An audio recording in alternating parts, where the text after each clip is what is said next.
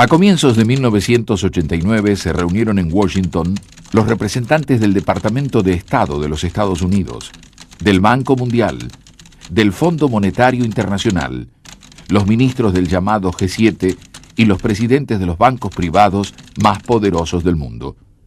Se llegó a un acuerdo llamado Consenso de Washington, por el que solo se otorgaría ayuda financiera a los países endeudados que adoptasen las políticas sugeridas por el consenso. Reformar el Estado minimizando sus funciones sociales, como la salud y la educación. Privatizar las empresas de servicios públicos. Enajenar las reservas energéticas. Otorgar facilidades a las inversiones extranjeras. Liberar el sistema financiero. Aumentar la recaudación impositiva. Reducir el déficit fiscal. Eran en síntesis las ideas de la llamada economía de libre mercado, que buscaba acabar con el modelo de sustitución de importaciones y eliminar las políticas sociales de inclusión de las mayorías populares.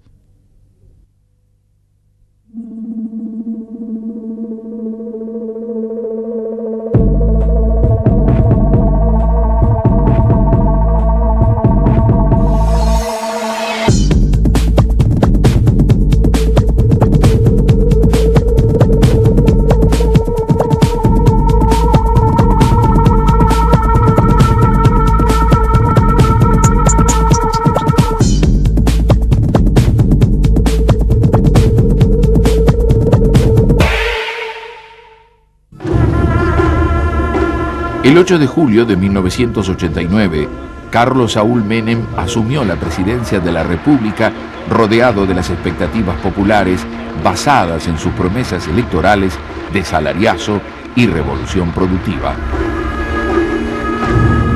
Pero a poco de asumir el nuevo presidente, hizo suyo los postulados del Consenso de Washington y entregó el Ministerio de Economía al holding Bunge-Born. Menem siempre tenía un poco el concepto de Perón, es decir, que la economía había que entregarse a un empresario, no a un político, no a un técnico. Después cambió. Ese fue un poco el concepto del plan BB, digamos, el plan de Bunge-Born. Creo que lo que pasó con Menem, las sucesivas transformaciones o modificaciones de sus programas originales, son las propias que tiene todo gobernante cuando accede al poder. ¿Qué debe hacer un político cuando llega a algún cargo y se da cuenta que lo que él sostuvo está equivocado? ¿Qué debe hacer? ¿Insistir en sus errores por fidelidad a su plataforma o modificarlos por fidelidad a los intereses que él en este momento ve que tiene, que son los de su país? Dos altos ejecutivos de Bunge-Born, Miguel Roig y Néstor Rapanelli, se sucedieron en el Ministerio de Economía. Rapanelli anunció el 17 de julio un plan de drásticas reformas para el sector público. Un acuerdo con 300 empresas líderes para congelar los precios por 90 días y la convocatoria a negociaciones paritarias entre empresarios y sindicatos. El ministro envió al Parlamento los proyectos de ley de reforma del Estado y de emergencia económica, que le otorgaban al Poder Ejecutivo amplias facultades para la ejecución de un plan de privatizaciones. Las leyes fueron aprobadas por ambas cámaras tras algunas reformas introducidas a instancias del radicalismo. El plan Bunge-Born fue un rotundo fracaso. La fallida experiencia evidenciaba la incapacidad de los grupos empresarios locales, llamados generosamente burguesía nacional, de hacerse cargo del manejo de la economía del país. Los funcionarios de Born parecían más preocupados en hacer lobby y recoger información calificada sobre futuros negocios a costa del Estado que en desgastar sus nombres y prestigios profesionales en el ejercicio de las tareas de gobierno. Habiendo logrado sus objetivos personales, pero dejando al país con una inflación mensual de 2 dígitos, el 15 de diciembre de 1989, Néstor Rapanelli le dejó el puesto al ex ministro de Economía de La Rioja, Herman González. Una de las primeras medidas del nuevo ministro fue el canje compulsivo de los depósitos a plazo fijo por bonos externos. Fue un acto de expropiación con graves consecuencias para los pequeños y medianos ahorristas, ya que, como suele ocurrir en estos casos, los grandes especuladores fueron avisados a tiempo. El primer día de cotización de los Monex, la lámina de 100 se vendió a menos de la mitad de su valor nominal. A través de esta medida, el Estado obtuvo fondos equivalentes a 4.600 millones de dólares. Los años transcurridos entre mediados de los 70 y fines de los 90 trajeron aparejadas profundas transformaciones. El Estado benefactor fue cuestionado por los factores de poder y se fue imponiendo un nuevo modelo conocido como neoliberal, que unía un pensamiento fuertemente conservador con el liberalismo económico. La oposición interna y los colosales gastos en la carrera armamentista y espacial llevaron al colapso de la Unión Soviética y el bloque socialista, y a su desintegración a partir de 1989. El fin de siglo encontró al mundo con una sola potencia hegemónica, los Estados Unidos. Uno de los fenómenos más notables de la década menemista fue la alianza del peronismo en el gobierno con sectores conservadores, tradicionalmente antiperonistas.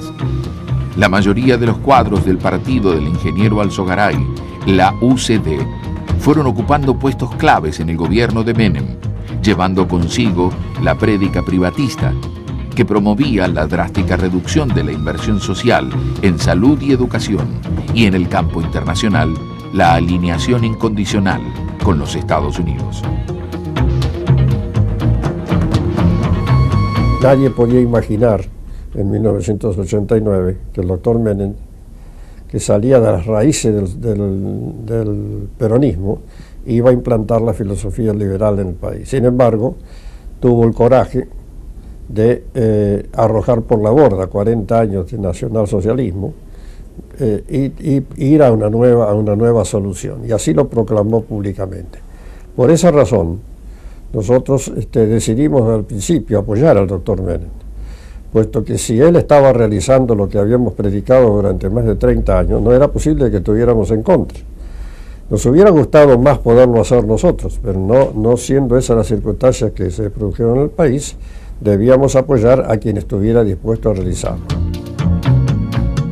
En ese contexto, el presidente norteamericano George Bush visitó la Argentina.